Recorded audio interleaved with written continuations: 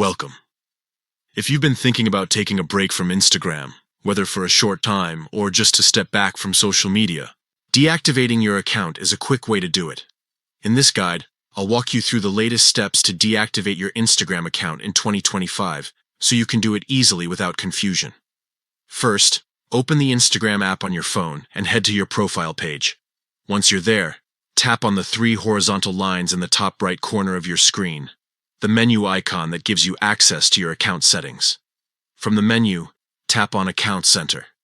This is where Instagram now keeps most of the important controls for managing and adjusting your account details. Next, tap on Personal Details. From there, choose Account Ownership and Control.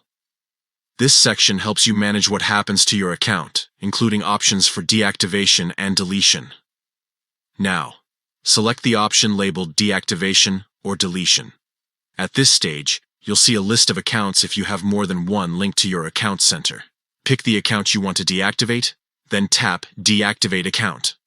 After that, tap Continue. Instagram may ask you a few quick questions, but the important step is entering your password to confirm it's really you.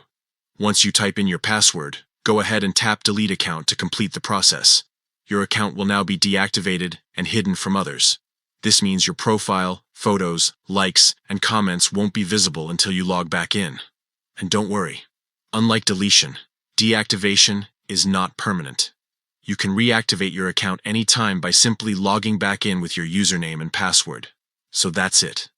In just a few simple steps, you've learned how to deactivate your Instagram account with the updated 2025 method.